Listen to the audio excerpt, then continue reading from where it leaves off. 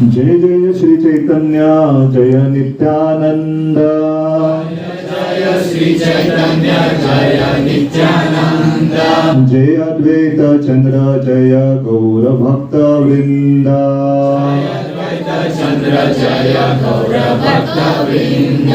जय जय श्री चैतन्य जय नित्यानंद। जय श्री चैतन्य जय नित्यानंद। जय अद्वैत चंद्र जय गौर भक्त वृंद। जय अद्वैत चंद्र जय गौर भक्त वृंद। जय जय श्री चैतन्य जय नित्यानंद। जय जय श्री चैतन्य जय नित्यानंद। जय अद्वैत चंद्र जय गौर भक्त वृंद। जय अद्वैत चंद्र जय गौर भक्त वृंद। ओम ज्ञानतिमिरान्धस्य ज्ञानाञ्जनशलाकया चक्षुरुन्मिलितं येन तस्मै श्रीगुरुवे नमः। श्रीचैतन्यमनोभीष्टं स्थापितं येन भूतले स्वयं रूप कदा मह्यं ददाति स्वपदान्तिकं। वन्देऽहं श्रीगुरु श्रीयुतापदकमलं श्रीगुरु वैष्णवांश्च श्रीरूपं साग्रजाता सहगणा रघुनाथान्वितां तं सजीवं साद्वैतं सावधूतं परिजनसहितं कृष्णचैतन्यदेवं श्रीराधा कृष्णपादान् सहगणा ललिता श्रीविशाखान्वितां च। नमो विष्णुपदाय कृष्णप्रेष्ठाय भूतले श्रीमते भक्ति वेदांत स्वामिनिति नामिने। नमस्ते सरस्वती देवे गौरवाणी प्रचारिणे निर्विशेष शून्यवादी पाश्चात्य देश तारिणे। हे कृष्णा करुणा सिंधु दीनबंधु जगत्पते गोपेश गोपिका कांत राधा कांत नमस्तुते। तप्त कांचना गौरांगी राधे वृंदावनेश्वरी वृषभानुसुते देवी प्रणमामि हरिप्रिये। वाञ्छाकल्पतरुभ्यश्च कृपा सिन्धुभ्येव च पतितानां पावनेभ्यो वैष्णवेभ्यो नमो नमः। जय श्री कृष्ण चैतन्य प्रभु नित्यानंद श्री अद्वैत गदाधर श्रीवासादि गौर भक्तवृंद। हरे कृष्णा कृष्णा कृष्णा हरे हरे हरे राम राम राम हरे हरे। हरे कृष्ण। तो अंतर्राष्ट्रीय कृष्ण भावनामृत संघ संस्थापक आचार्य शिवानंद भक्ति वेदांत स्वामी शिला प्रभुपाद की ओर से आपका हार्दिक स्वागत करते हैं। और जैसे हमने कहा थोड़ी सी यहाँ पे आज गौर कथा होने वाली है और गौर कथा में भी एक विशेष प्रसंग या विशेष स्थिति जहाँ पे हम श्रीवास आंगन में थोड़ी जो लीलाएं हुई थी चैतन्य महाप्रभु ने वो जो लीला की उसके बारे में यहाँ पे थोड़ी सी चर्चा होगी। तो चैतन्य चरितामृत में उल्लेख करते हैं कृष्णदास कविराज गोस्वामी, अगर किसी के पास समुद्र जितना भी शाही है बड़ा सा पेन में है, लेकिन भगवान की स्तुति इतनी है कि इतना लिखे भी खत्म नहीं होने वाले। एक बड़े आकाश में एक छोटा सा पक्षी उड़ता रहता है लेकिन वो आकाश खत्म नहीं होता। उसी तरह भगवान की लीला यहाँ तक अनंत शेष भी अपने हजारों फन से गुणगान करने का प्रयत्न करते फिर भी वो कम। तो इतनी सारी अद्भुत लीलाओं में से भगवान के शुद्ध भक्तों ने कुछ लीलाओं का वर्णन किया है ताकि वो लीला का श्रवण हम करके हम शुद्ध हो करके। तो भगवान यहाँ पे आने के पीछे बहुत सारे कारण में से एक कारण ये भी रहता है कि भगवान यहाँ पे धरती पे लीला प्रदर्शन करते ताकि उस लीला का हम पठन पाठन उसकी कथा कर सके, उसका श्रवण कर सके और उससे हमारा शुद्धिकरण होता है, उससे हमारा जो संबंध है भगवान के साथ वो पुनर्स्थापित होता है। तो भगवान और हमारा संबंध है, लेकिन जब हम सुनते तो स्थापना या उसका जो बंधन और गहरा हो जाता है। मैं एक साधारण उदाहरण दे सकता हूँ। तो यहाँ पे भी इस परिवार के साथ हमारा लगभग बहुत सालों का संबंध है। तो क्योंकि सब गतिविधियां बढ़ रही तो नहीं आ पा रहे थे, लेकिन जैसे यहाँ आ जाते हैं तो तुरंत संबंध एक स्थापित होता है। तो ये जगन्नाथ जी, बलदेव और सुभद्रा माया, सुदर्शन भी है, ये कोई साधारण नहीं है। ये लगभग 2013 में हमने इसकी स्थापना मापसा में हमारे बेस था उसमें थी, और बाद में प्रभु जी के परिवार में यहाँ उनकी बहुत अच्छी तरह से पूजा हो रही। हमें जानना चाहिए ये भगवान जगन्नाथ जी का जो विग्रह बनाया जाता है, तो विग्रह जब बनाने के बाद उसका थोड़ा शेष लकड़ी बच जाता है, तो नव कलेवरम, तो उसकी लकड़ी जो बच जाती है उससे जगन्नाथ जी के विग्रह बनाए हुए, ये बहुत खास विग्रह है। तो जगन्नाथ जी की साक्षात तो जो लकड़ी थोड़ा थोड़ा भाग बन जाता है, बच जाता है उससे। तो इसलिए हम देखते हैं कि तब से आज तक वो कोई ना कोई लीला करते रहे, और सारे जो भक्त उनका जो दर्शन लेते हैं उनके साथ जो संबंध है वो देखते हैं कि जगन्नाथ जी अलग अलग प्रकार की अपने साथ लीला करते रहते। तो थोड़े वक्त कहते, थोड़े वक्त नहीं कहते, क्योंकि लीला रहती है भगवान के साथ जो संबंध रहता है बहुत व्यक्तिगत रहता है, तो थोड़े वक्त उसे बताते नहीं, लेकिन हर एक भक्त को भगवान कृपा देते। तो जगन्नाथ जी बहुत कृपालु है। कल हम एक सुंदर चर्चा कर रहे थे कि कोई भी व्यक्ति खास करके भक्ति मार्ग में कुछ छोटी भी सेवा करते तो जगन्नाथ जी अपनी आंखें बहुत बड़ी करते हैं, वाह क्या किया है। एक पंखड़ी तोड़ के हमने मदद की, यहाँ फूल, यहाँ छोटे पंखुड़ियां निकाली, तो जगन्नाथ जी बहुत प्रसन्न हो जाते। एक पंखड़ी तोड़ी तो एक हार देते भगवान मैंने एक दो ही तोड़ी थी। ये जगन्नाथ जी का स्वभाव है कि हम थोड़ा कुछ उनकी सेवा करते तो जगन्नाथ जी क्या करते हैं, 1000 गुना उसे वापस दे देते। लेकिन वही जगन्नाथ जी हम जब दक्षिण भारत श्रीरंगम में जाते हैं तो वहां पे रंगनाथ जी के रूप में है, और वो देखते हैं कि भक्त ने कुछ गलती की, रंगनाथ जी आंख बंद करते, क्या गलती की, क्या है करके, क्या किया उसने। तो हम बहुत बार भक्त की दोष देखते हैं, भगवान स्वयं दोष देखना पसंद नहीं करते। भगवत गीता में कहते हैं कि भक्त अगर भक्ति कार्य में लगा हुआ है तो कुछ भी उनसे छोटे मोटे गलतियां हो जाती है, माफ करो करके, कि ये सही बात पे है, भगवान की मेरी सेवा में लगा हुआ है, उसे नजरअंदाज करो, भगवान स्वयं सोते होने दो करके। तो जब तक भगवान उसे गहराई में नहीं लेते तब तक हमें भी उसको गहराई में लेने की आवश्यकता नहीं है। तो यहाँ पे वैसे ही बहुत सारी लीलाओं में से मैं थोड़ी लीला जो श्रीवास आंगन में हुई है उसका वर्णन करने का प्रयत्न करेंगे। तो अगर चाहिए तो यहाँ पे भी थोड़ा आ सकते भक्त, ताकि पीछे वक्ता उनको थोड़ा सा जन्म मिले करके। तो सबसे पहले जो श्रीवास आंगन में है, चैतन्य महाप्रभु जब गया से दीक्षा लेके आते ईश्वरपुरी से, तो उन्होंने कीर्तन करने का तय किया, पूरे दिन भर वो कीर्तन करते थे। तो उनकी जो मिलने की स्थली रहती थी श्रीवास आंगन में आके वो कीर्तन करते थे। तो एक बार चैतन्य महाप्रभु ने सोचा कि हम आते तो है यहाँ पे कीर्तन करते, लेकिन दिन में कीर्तन करते, रात में जाके सब सो जाते और रात्रि का समय हमारा सोने में चला जाता है। तो चैतन्य महाप्रभु ने निवेदन किया कि क्या करेंगे, हम रात्रि के समय भी कीर्तन करेंगे। तो अगर मैं यहाँ पे पूछता हूँ कौन कौन चैतन्य महाप्रभु के इस रात्रि के कीर्तन में सहभागी होना चाहता है? तो ये कीर्तन शुरू होता था लगभग ऐसे शाम के समय, दूसरे दिन मंगल आरती तक चलता था, और सीधा मंगल आरती करके बाद में स्नान के लिए जाते थे। तो आप तैयार हो, सब कीर्तन चालू रहेगा सुबह 4 बजे तक, और सीधे किसी का ऑफिस जाना है, काम या स्कूल जाना है, कॉलेज, सीधा यहाँ से ऐसे कपड़े धोती कुर्ता में तो ऐसे ही जाओ। लेकिन चैतन्य महाप्रभु ने क्यों दिखाया, क्योंकि भगवान के नाम का अगर एक बार रस प्राप्त हो जाता है तो भक्त आगे पीछे कुछ सोचते नहीं, वो भान नहीं पड़ता। अभी भी प्रभु जी महाप्रभु कृपा प्रभु कितने सुंदर तरह से कीर्तन कर रहे थे। आमतौर पे हमारा भी बहुत दिन से हमें, मुझे लग रहा है करता इतना बजाया मैंने, क्योंकि आदत नहीं है, लेकिन इतने भान, इतने बहुत सुंदरता से कीर्तन कर रहे थे तो समझ में नहीं आ रहा था, बहुत हम पूरे कीर्तन में खो गए थे, और ऐसा लग रहा था कीर्तन चलता रहे करके, कथा इत्यादि छोड़ दो, अगर कीर्तन में डूबेंगे करके। तो ये है भगवान के हरिनाम संकीर्तन का प्रभाव।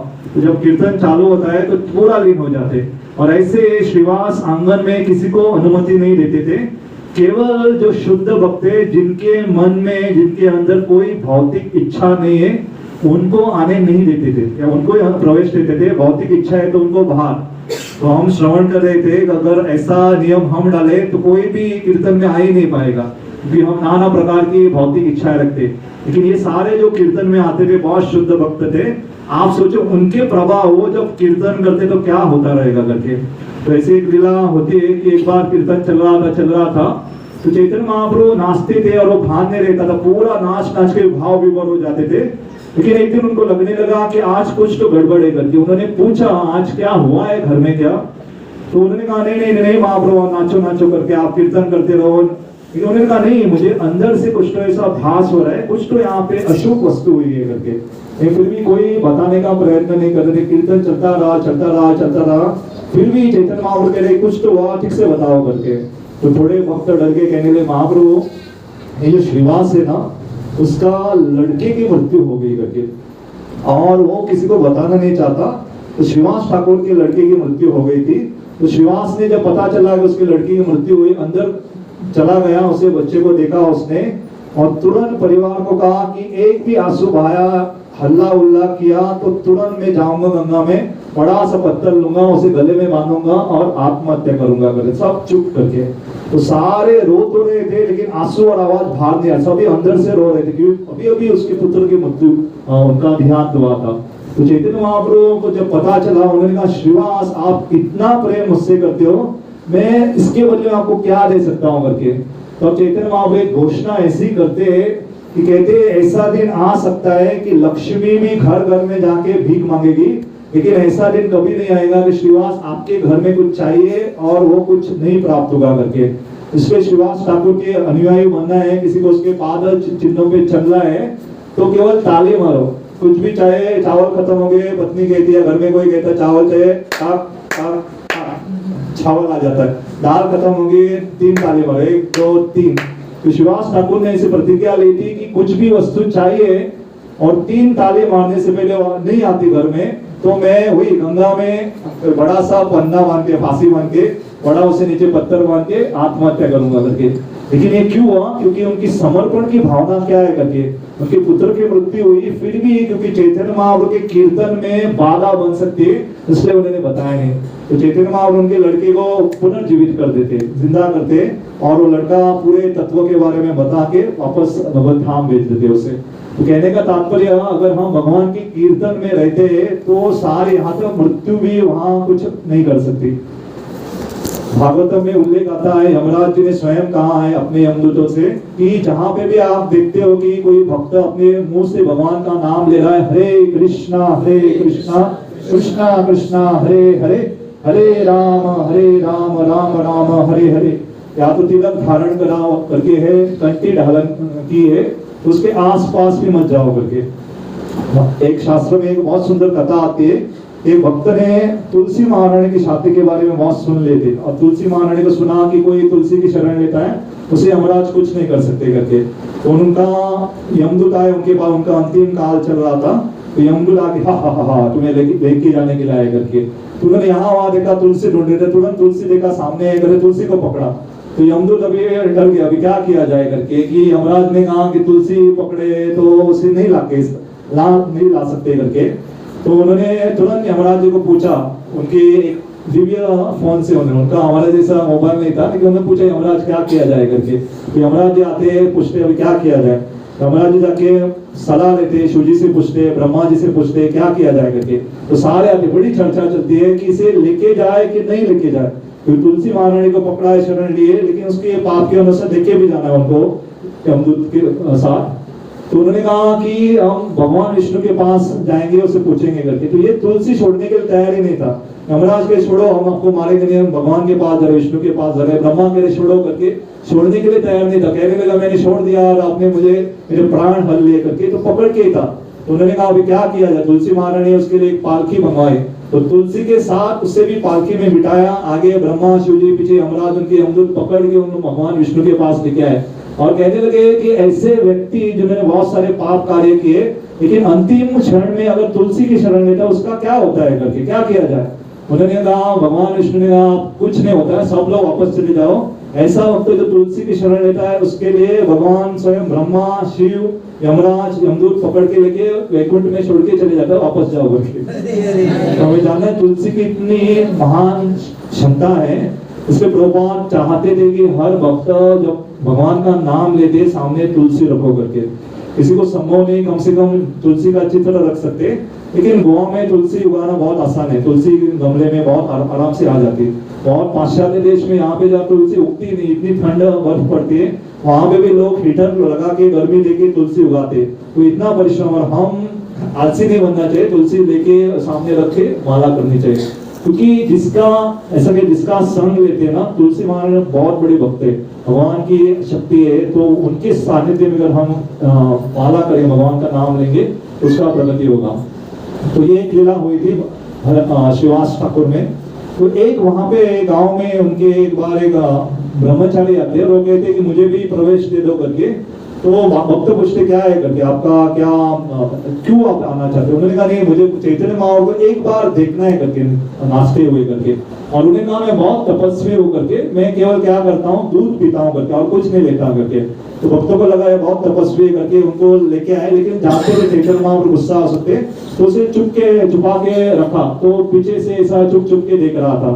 तो चैतन्य महाप्रभु वापस नाच रहे थे, कीर्तन चल रहा था, धूमधाम से कीर्तन हो रहा था। तो फिर से चैतन्य महाप्रभु लगने लगा कि यहाँ ऐसा कोई व्यक्ति है जिसे नहीं होना चाहिए करके। तो सब कहेंगे महाप्रभु ऐसा कोई नहीं, यहाँ कोई मायावादी नहीं है, यहाँ कोई भी नास्तिक नहीं है, सब ठीक है करके। तो कोई बताने के लिए तैयार ही नहीं था। चैतन्य महाप्रभु नाच रहे, फिर से पूछ रहे, नहीं नहीं कोई तो है यहाँ पे जो यहाँ पे नहीं होना चाहिए।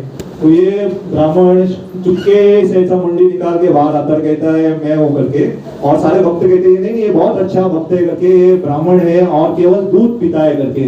तो चैतन्य महाप्रभु बहुत गुस्सा होते, क्या आपको लगता है कि केवल तपस्या करने, केवल दूध पीने से आपको इस हरिनाम संकीर्तन में भाग ले सकते हो करके, उसे निकालो करके। तो उसे निकालने वाले थे, वो जा रहा था, लेकिन अंदर से बहुत कृतज्ञ था, कह रहा था कि मेरा इतना बड़ा सौभाग्य, कम से कम थोड़े क्षण के लिए मुझे चैतन्य महाप्रभु का नृत्य देखने के लिए मिला। और उनकी कृतज्ञता की भावना लेके चैतन्य महाप्रभु जब वो जा रहे थे, कहा कि रुका करके लाओ वापस करके। तो ये रहता है, अगर हम भगवान का थोड़ा भी कुछ कृपा प्राप्त होता है, अगर हम कृतज्ञ रहते हैं ना, भगवान बहुत और कृपा देते। जैसे मुझे याद है बहुत साल पहले हम गिरिगा चौपाटी में थे, और वहां पे कभी कभी यूथ IYS के कार्यक्रम, प्रेरणा उत्सव रहते थे, तो आइसक्रीम भी बांटते थे, वो खुद बनाते थे, खुद बांटते थे। और हमें एक बार याद है, इतने सारे बच्चे आ गए थे, तो हम सोच रहे हमें मिलेगी या नहीं, क्योंकि हम किचन में रहते थे, हमें बहुत डर था, मिलेगा नहीं मिलेगा क्या करते। तो पूरा समर्पित होके सेवा कर रहे थे, क्योंकि सेवा जब करते हैं ना, व्यक्ति को जो सेवा करते हैं, जो परोसते हैं, गौरव प्रो की एक नियम है कि उनका थाली पहले बना के रखते, क्योंकि नहीं तो क्या करते, थोड़ा थोड़ा दे देते, थोड़ा थोड़ा दे देते डर के मारे। कि उनकी जब थाली देखते हैं, मेरा भविष्य बहुत उज्जवल है करके, तो ले लो आप जितना चाहे खा लो करके। तो पहले सब्जी चटनी के सामान देते थे, लेकिन बाद में वो पूरे ऐसा बांट देते। और जो कोई पूछता है कि आपके लिए रुको प्रभु जी, आपके लिए रुको, नहीं नहीं नहीं, सेवा भावना करके। लेकिन सब नीचे क्या है, थाली रहती थी, या उनको प्रसाद लेके बिठाया जाता था। तो ऐसा भविष्य अगर उज्जवल है तो किसका क्या डर है करके। तो हमें सोच रहे क्या होगा करके, लेकिन बाद में क्योंकि सेवा की थी, इतना भर के आइसक्रीम आया कि हम खा ही नहीं पा रहे थे। एक एक व्यक्ति आप सोच भी नहीं सकते, एक एक पूरा 2-2, 3-3 किलो खा रहा था ऐसा। आप ऐसा प्रयत्न मत करो। तो ऐसा, क्योंकि हम थोड़ा सा भी कृतज्ञ रहते हैं ना, हम जो सेवा दी उसके बदले भगवान को अगर हम धन्यवाद व्यक्त करते ना, भगवान ऐसे कहते हैं, हम थोड़ा मांगते, भगवान पूरा फाड़ के देते, हम इतना ले भी नहीं सकते। ऐसा कहते हैं भगवान अगर किसी को कुछ देना चाहते हैं तो हमारी क्या क्षमता है वो लेने की, भगवान इतना देंगे, हम पूरी कृपा में डूब जाएंगे। अरे आने से पहले भी मैं एक भक्त से बात कर रहा था, शायद थोड़े भक्तों इसके बारे में मालूम रहेगा कि इस साल हमारे परम पूज्य राधानाथ स्वामी महाराज ने एक थोड़े से निवेदन किया था, जो मैराथन चल रहा है करके, उसके लिए कि आप परम पूज्य गोपाल कृष्ण गोस्वामी महाराज, उनको प्रसन्न करने के लिए हम नंबर 1 आएंगे करके। तो उनका चेतना थोड़ा देखो करके, क्यों वो अव्वल नंबर पे आना चाहते थे, क्योंकि महाराज को प्रसन्न करने के लिए। ऐसा नहीं, इतनी बार भक्त जब आते थे उनको पूछते थे कितना करेंगे करके, करो करो करते थे, इतना नहीं दबाव नहीं डालते थे। पहली बार उन्होंने निवेदन किया था, तो हम भी सोच रहे थे कुछ तो योगदान देंगे, कुछ तो योगदान करेंगे करके हमने प्रयत्न कर रहे थे। तो थोड़ा मैं संक्षिप्त करता हूँ। तो लगभग हम दिसंबर के महीने में इतना कुछ नहीं कर पाए थे, और उन्होंने बाद में कहा कि 15 दिन बढ़ा रहे करके, 15 जनवरी तक आपको वितरण कर सकते करके। तो हम सोचेंगे पिछले साल 32 के थे, और उन्होंने कहा डबल करो करके, उसका दुगना करो। तो मैं सोच रहा था कम से कम हम 64 करने का प्रयत्न करेंगे करके, ऐसा ही चल रहा था मन में। लेकिन ऐसे इच्छा मन में बहुत तीव्र थी, कुछ तो ऐसा चमत्कार करेंगे करके। तो हम बहुत सारे ऐसे डोनर से मिल रहे थे, निवेदन कर रहे थे, उनको थोड़ा सा याचना कर रहे थे। तो जैसे ही 13 तारीख हो गई जनवरी की, 14 तारीख सुबह आई, तो मैंने उनको एक व्यक्ति को फोन किया और पूछ रहे थे कि क्या किया जाए उसके बारे में करके। आपकी इच्छा है कि पुस्तक वितरण करने की या मदद करने की। और हमारा भी 14 तारीख तक लगभग 43 स्कोर हुआ था। तो आप जब 15 तारीख हुई और जब स्कोर घोषणा हुई, अब यकीन नहीं करो कितना स्कोर हुआ था, 2743 हो गया था। एक दिन में 2700 हुआ। तो जब हम ऐसी इच्छा रखते भगवान को प्रसन्न करने का ना, तो ऐसे दिव्य चमत्कार होते रहते। भगवान के लिए 2700 क्या 2 लाख भी करना बहुत आसान है। और चौपाटी मंदिर भी इतने साल से इतने अव्वल नंबर पे नहीं आते थे, 3 लाख तो कभी होता ही नहीं था। पहली बार 4.5 लाख से भी ऊपर करके पूरे भारत में फर्स्ट नंबर पे आए। ये क्यों? परम पूज्य गोपाल कृष्ण महाराज को प्रसन्न करने के लिए। तो ऐसा अगर हम भगवान के ऐसे शुद्ध भक्तों को सेवा की भावना से जब जाते हैं ना, तो भगवान बाकी सब कुछ देख लेते हैं। तो ये हमें जानना चाहिए। जैसे मैं मापसा में भी प्रसंग के बारे में कह रहे थे, तो भगवान हमारे हर एक अवयंग हम क्या कार्य करते उसके ऊपर नजर रखते हैं। आप कभी मत सोचो कि हम जो भगवान का नाम ले रहे, भगवान की शास्त्र पढ़ रहे, भगवान की सेवा करे, कोई नहीं देख रहा, भगवान स्वयं देखते।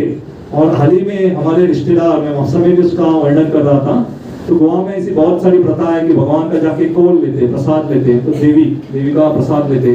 तो हमारे रिश्तेदार जब गए थे, देवी का नाम नहीं कहेंगे तो बहुत दूर है यहाँ से, तो देवी के पास गए तो उन्होंने कहा कि आपके परिवार में कोई ऐसा एक व्यक्ति है जो बहुत कठोर साधना करता है करके।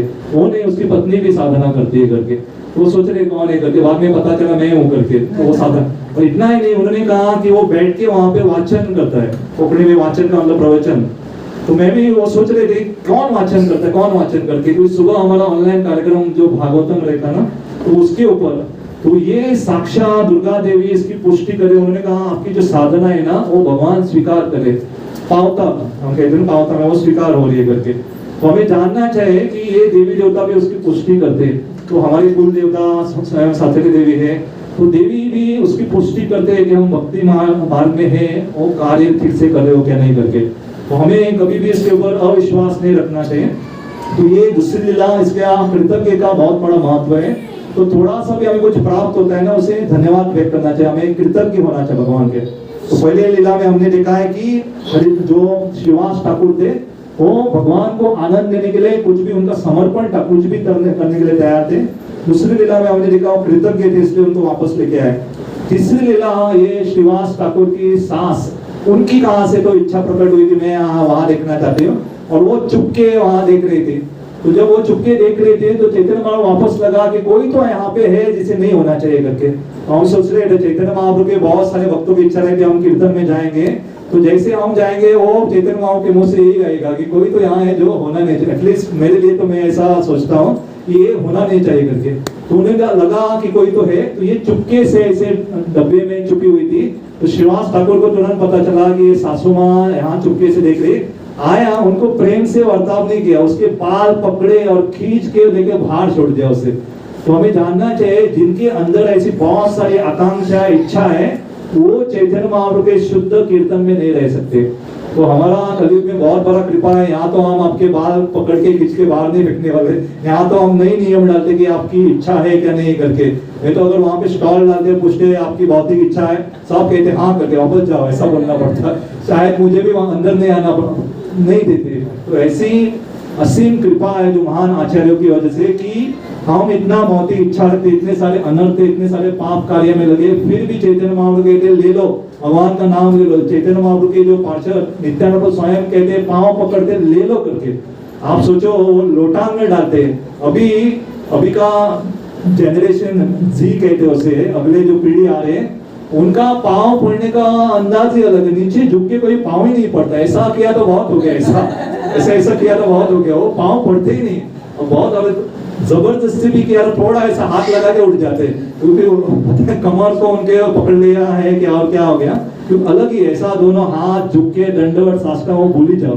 तो उनका प्रणाम मतलब दस्ते हुए भगवान को एक हॉर्न भी मारा, भगवान मैं हूँ। तो ये भी बहुत हो गया। तो जैसे जैसे कलयुग बढ़ रहा है, उसका जो शरणागति की जो क्षमता है वो अलग ही हो गई। जैसे कल में छोटा सा श्रीमान अमोघ लीला कोई बहुत सुंदर छोटा सा रील था उनका, क्योंकि हमारे जो भावना रहती, खास करके हमारे जो एक तरह का कैसे बैठते हैं, किस मनस्थिति में बैठते हैं, उसके ऊपर भी बहुत दर्शक था। अगर कोई प्रवचन के लिए आ रहा है, ऐसा पाँव छोड़ के बैठा, हाँ बहुत क्या बोलने चाहते हैं, तो हम समझ सकते हैं थोड़ी देर में लुटकने वाला है, सोने वाला है करके, क्योंकि पहले से आधी तैयारी करके आया हो करके, सोने वाला है करके। तो थोड़े समय के लिए रुका है, कब वो ये, लेकिन कोई थोड़ा आगे झुक के थोड़ा अपनी रीढ़ की हड्डी तो हम समझते हैं कि वो करके, तो ये बहुत आवश्यक है। तो ये दूसरी लीला या तीसरी लीला में हमने देखा कि जब उनकी सासू माँ आए उनको उन्होंने अनुमति नहीं दी, लेकिन वो जो ब्रह्मचारी उनको अनुमति दी क्योंकि कृतज्ञ थे, धन्यवाद व्यक्त कर देते। ये लीला भी हुई। एक लीला में आपको रोमांचक कहता हूँ, ये अद्वैताचार्य और श्रीवास ठाकुर के बीच की है। तो अद्वैताचार्य एक बार नाच रहे गोपी भाव में आके पूरे वृंदावन को स्मरण करके नाच रहे थे, और चैतन्य महाप्रभु कभी नहीं थे। चैतन्य महाप्रभु गंगा के तट पे वहां पे जा रहे थे, तो तुरंत उनको समझ में आया कि अद्वैताचार्य वहां पे कीर्तन में नाच रहे करके भाग के अद्वैता आपने वही वृंदावन का स्मरण किया, आपको क्या चाहिए बताओ करके। तो अद्वैताचार्य ने कहां से इच्छा प्रकट की कि भगवान मुझे आपने जो विश्व रूप दिखाया था अर्जुन को, वो विश्व रूप देखना है करके। तो चैतन्य महाप्रभु का जो रूप था पूरा परिवर्तित होके श्रीवास ठाकुर के घर में पूरा विश्व रूप भर गया। तो कहा पूरा यहाँ पे हजारों संख्या में उनके सिर थे, हजारों संख्या में हाथ, नाना मुख से अग्नि आ रही थी, और अद्वैताचार्य बहुत खुश है, वाह वाह वाह करके। तो ये समाचार सब जगह फैले। नित्यानंद को किसी ने बताया कि चैतन्य महाप्रभु यहाँ पे विश्व रूप दिखा रहे करके। तो चैतन्य महाप्रभु के इस रूप के बारे में नित्यानंद को जब पता चला, वो भाग क्या है, टक टक किया दरवाजे के ऊपर, और चैतन्य महाप्रभु अपने विश्व रूप में दरवाजा खोला, ऐसा हजारों संख्या के हाथों में, और नित्यानंद ने अंदर प्रवेश किया, और बाद में कहा उन्हें वापस कीर्तन में नाचा। तो उसका उल्लेख नहीं है कि वो विश्व रूप में नाचे या अपना रूप वापस बदल के चैतन्य महाप्रभु के रूप में नाचे करके। लेकिन जानने का तात्पर्य है कि चैतन्य महाप्रभु यहाँ पे ऐसी अद्भुत लीलाएं करते थे कि हम सोच भी नहीं सकते। तो ये अलग अलग प्रकार की उनकी लीलाएं चलती रहती थी। इसलिए श्रीवास आंगन जो है रास लीला स्थली है। तो जो रास लीला भगवान अपने गोपनीय गोपियों के साथ, खास गोपियों के साथ करते, वही लीला चैतन्य महाप्रभु अपने पार्षदों के साथ करते। और जो रास लीला का जो स्तर है वो हमारे लिए साधारण भाषा में हरिनाम संकीर्तन के रूप में आया। रास लीला में प्रवेश करने बहुत आसान है। दोनों हाथ ऊपर उठाओ और जोर से प्रेम से हरे कृष्णा कृष्णा कृष्णा हरे हरे, हरे राम राम राम हरे हरे। कहते गोलोक रे प्रेम धर हरि नाम संकीर्तन। तो गोलोक का जो प्रेम धन है, जो महामंत्र साक्षात गोलोक से आए। तो हमें लगता है ये मंत्र हम ले रहे क्या है, बड़ा क्या बात है करके। हाल ही में अगर आपने सुना रहेगा तो हम श्रील प्रभुपाद जी को भी विश्व गुरु करके वहां पे सम्मानित किया गया है।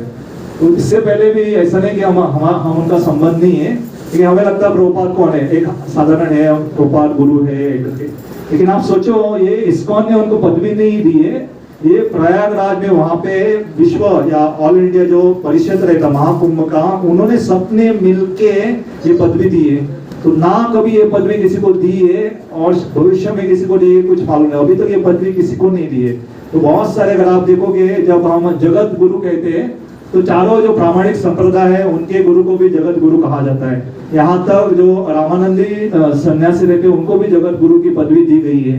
यहाँ बहुत सारे संप्रदाय में कभी कभी जगत गुरु की पदवी देते हैं, लेकिन ये जो विश्व गुरु की पदवी किसी को नहीं दी है। हमें जानना चाहिए जो हमारा संबंध है ना, और प्रभुपाद जब कहते हैं कि मैं देख लूंगा, आप प्रामाणिकता से भक्ति पालन करो, मैं देखूंगा आपकी भगवत धाम के रास्ते की। और प्रभुपाद जी ने यहाँ तक कहा है कि आप प्रामाणिकता से भक्ति करो, मेरे पास भगवत धाम के पीछे की दरवाजे की चाबी है करके।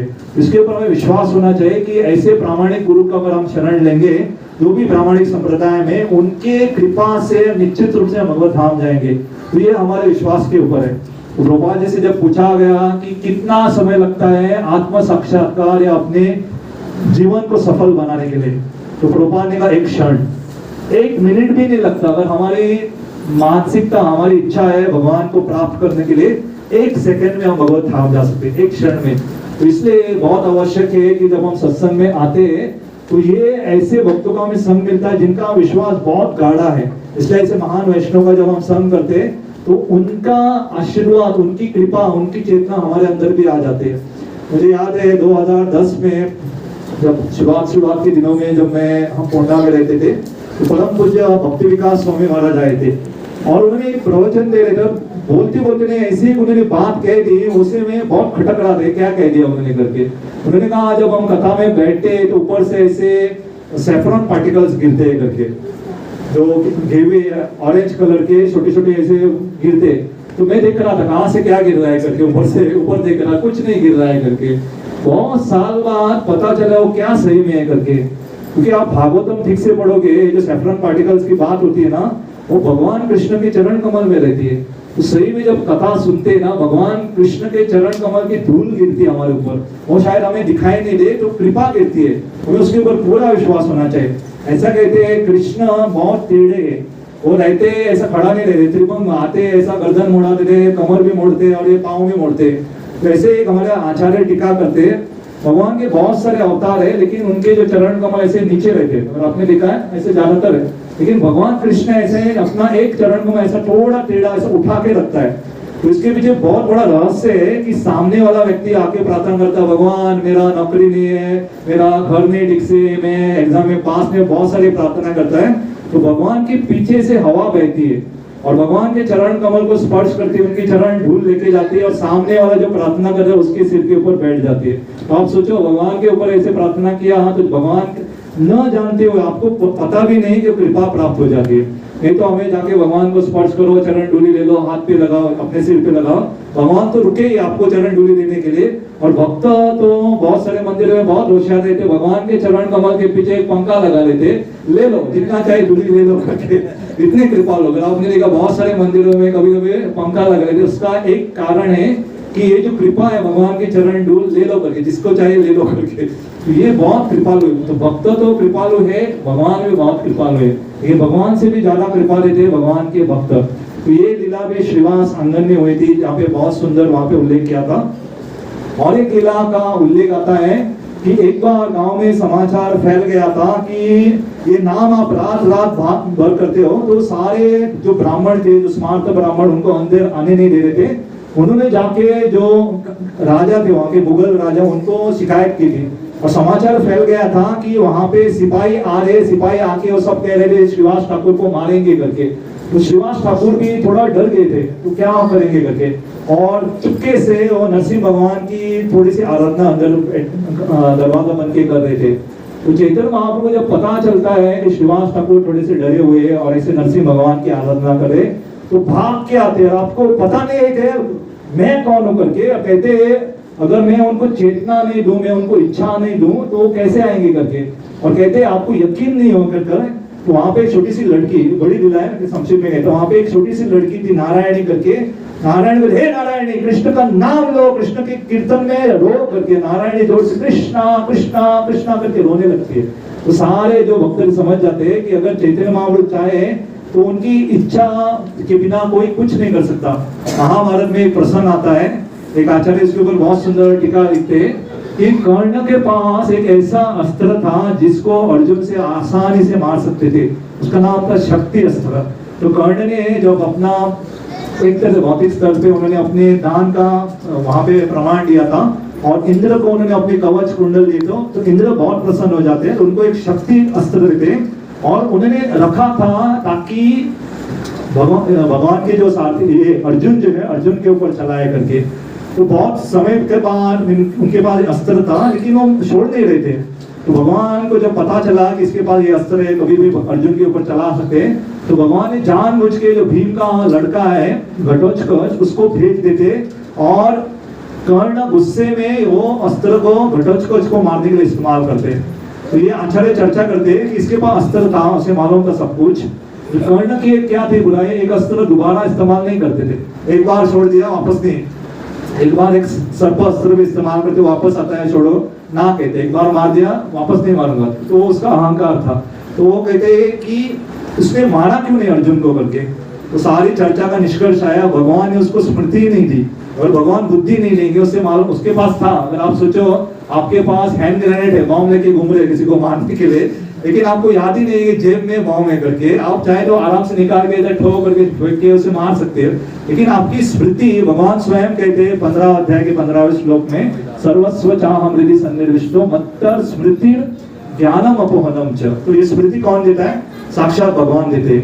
और वो अस्त्र जब उन्होंने घटोत्कच के ऊपर मार दिया तो उनकी मृत्यु हो जाती, सारे रो रहे थे और अकेला कृष्ण नाच रहा था।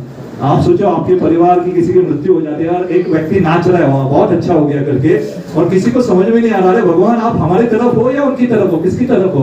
तो भगवान के लिए नहीं आप नहीं समझोगे करके, ये अस्त्र अगर इसके नहीं मारा जाता तो अर्जुन के ऊपर छोड़ देता। और अर्जुन का यहाँ पे रहना बहुत आवश्यक है। और घटोत्कच को तो मैं मारने ही वाला था, क्योंकि राक्षस था, राक्षस प्रवृत्ति का था, हालांकि भीम का पुत्र है, लेकिन उसकी संगति राक्षस की थी। आप ऐसा मत सोचो कि भगवान का या भीम का पुत्र है, भगवान ने अपने पुत्र को भी नहीं छोड़ा। गोवा में इस पुत्र का हम धूमधाम से उसका जश्न मनाते हैं, वो है नरकासुर। नरकासुर कौन है? भौमासुर है, भगवान का ही पुत्र है। तो हमें जानना चाहिए, ये नरकासुर ने वरदान मांगा है कि कृष्ण से भी ज्यादा उसका नाम होगा। इसलिए आप कहाँ पे भी जाओ, जब नरकासुर का नाम होता है, बहुत कम लोग जानते हैं कि वहां छोटा कृष्ण भी है करके। कृष्ण का नाम जयघोष होता ही नहीं, सब नरकासुर नरकासुर करते हैं। बड़े बड़े नरकासुर में बहुत बड़े बड़े वहां प्रतिमा बनाते हैं, लेकिन ये गलत नहीं है एक तरह से, ये उसकी इच्छा थी, भगवान की भी इच्छा थी उसका नाम उनसे भी ज्यादा हो करके। तो नरकासुर को ये वरदान है, इसलिए लोग नरकासुर को ज्यादा जानते हैं। उसका नाम भौमासुर भी है, भौमासुर कहेंगे को कौन तो करके कुछ ही मालूम नहीं, लेकिन नरकासुर कहेंगे सब पहचानते। तो ये भी लीला यहाँ पे हुई थी। तो जहाँ पे चैतन्य महाप्रभु ने जो महामंत्र है उनकी शक्ति क्या है उसके बारे में भी वहाँ पे प्रकाशित किया। तो श्रीवास आंगन ये ऐसी एक स्थली है जहाँ पे लीला होती रहती है। तो जब भी कोई मायापुर जाए तो थोड़ा समय निकाल के श्रीवास आंगन में जाना ही चाहिए, क्योंकि रासलीला स्थल यहाँ पे ऐसी दिव्य दिव्य लीलाओं की अनुभूति होती है।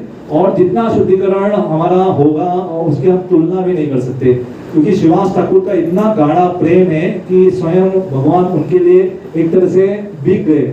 भगवान ने कहा कि मैं आपका पुत्र हूँ। आप भगवान अपने भक्तों के लिए कुछ भी करने के लिए तैयार रहते।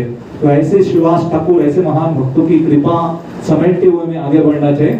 और जैसे आज जगन्नाथ जी बल्ले सुभद्रा मैया का भी यहाँ पे प्राकट्य का हम यहाँ पे छोटा सा उत्सव मना रहे। तो जगन्नाथ जी बहुत कृपालु है। तो जगन्नाथ जी की कृपा हम लेके थोड़ा प्रयत्न करना चाहिए कि वो कृपा को हमें दूसरों को बांटे। तो मैं आखिरी एक छोटा सा प्रसंग लेके रुकूंगा। तो चैतन्य महाप्रभु अपने जब वो विद्यार्थी थे, बाद में शिक्षक बन गए, निमाय पंडित के रूप में गणित सिखाते थे। और जब ईश्वरपुरी से मिलने आने के बाद उनकी सारे जो व्याकरण सिखाने की पद्धत बदल गई थी। सब कुछ सिखाते, कृष्ण राम गोविंद नाम लेके, भगवान का नाम लेके सब सिखाते थे। तो उन्होंने एक बहुत सारा गणित सिखाया है। ये गणित आपको अगर आज जो भी हमने चर्चा की कुछ याद ना होना, ये गणित याद रखो। तो चैतन्य महाप्रभु क्या कहते हैं, वो आम का उदाहरण देते। आम सबको पसंद होता है, वहां में तो खास करके जब मानपुर बोलेंगे तो कोई कहता फोन मांगे एक पेटी भेज देता हूँ, बोल के भेजो प्रभु जी, एक या दो भेजो, कुछ समस्या नहीं कर। तो आम अगर कोई एक आम किसी को देता है तो बहुत बार हमें संकोच होता है, एक दूंगा तो मेरे पास क्या रहेगा करके। तो ये गणित क्या है कि अगर एक आम किसी को दे देंगे तो आपके पास शून्य नहीं होता है, आपके पास 100 हो जाते। और एक दोगे तो आपके पास 200 हो जाते। इसका मतलब क्या है कि हम किसी को कृपा देंगे, किसी को भगवान की भक्ति में लाने का प्रयत्न करेंगे। या तो किसी को प्रसाद दे सकते हैं, या तो किसी को पुस्तक प्रभुपाद की दे सकते हैं, या कुछ नहीं तो स्टेटस डालेंगे, कोई तो देख लेगा, आओ प्रोग्राम के लिए आओ करके बुला सकते हैं। जगन्नाथ जी बल्ले सुभद्रा मैया सुंदर पुष्प अभिषेक है, उसके लिए बुलाओ। तो कुछ भी भक्ति में कार्य में आप जोड़ने का प्रयत्न करेंगे, आप निश्चित हो जाओ कि आप एक दोगे 100 आपकी झोली में है करके। आप आके पूछो मत 100 आम कहाँ है करके। आम का मतलब कृपा, तो 100 गुना कृपा प्राप्त होती है। तो भगवद गीता के अंतिम में भी कृष्ण कहते हैं ज्ञान जो बांटेगा वो भक्त मेरा बहुत प्रिय हो जाता है। तो अगर हमें भी भगवान का बहुत प्रिय भक्त बनना है तो थोड़ा प्रयत्न करना चाहिए। तो हम सब हमारे व्यवसाय में, हमारे परिवार में व्यस्त रहते हैं, लेकिन थोड़ा समय निकाल के भगवान के लिए हमें देना चाहिए। तो भगवान जब देखते हैं कि ये भक्त मेरे लिए बहुत प्रयत्न कर रहा, बहुत सारे कार्य करना, तो आपकी जिम्मेदारी भगवान स्वयं ले लेंगे। हम कुरुक्षेत्र युद्ध में देखते हैं, आखिरी दिन के युद्ध में भगवान कृष्ण कहते हैं अर्जुन को तुम पहले उतरो करके। अर्जुन कहते रोज तो आप उतरते थे, आखिरी दिन कह रहे हो कि आप मुझे उतरने के लिए, ऐसा क्यों करके। तो अर्जुन सुनते उतरते, और बाद में जब भगवान कृष्ण उतरते रथ का ठाम करके स्फोट हो जाता है, क्योंकि इतने सारे अस्त्र मारे हुए थे रथ के ऊपर, भगवान थे इसलिए वो रथ चल रहा था। भगवान जैसे उतर गए रथ फूट गया। तो हमारी जीवन चल रहा है क्योंकि भगवान और वैष्णव की कृपा है। जैसे ही वैष्णव या भगवान या गुरु की कृपा चली जाएंगी, हमारा भी धमाका होने वाला है। वो धमाका न हो इसलिए हमें सत्संग में आना चाहिए, वैष्णव के सानिध्य में रहना चाहिए, भगवान की कृपा आशीर्वाद लेना चाहिए और बांटना भी चाहिए। तो मेरा समय हो गया, मैं रुकता हूँ यहाँ पे। और जो भी वैष्णव यहाँ पे आए उनके लिए मैं नतमस्तक धन्यवाद व्यक्त करता हूँ कि आप इतने ध्यानपूर्वक कथा में शामिल हुए सुने करके। तो श्री जगन्नाथ बल्ले सुभद्रा मैया की जय, श्री प्रभुपाद की जय, अनंत कोटि भक्तवृंद की जय। हरे कृष्ण।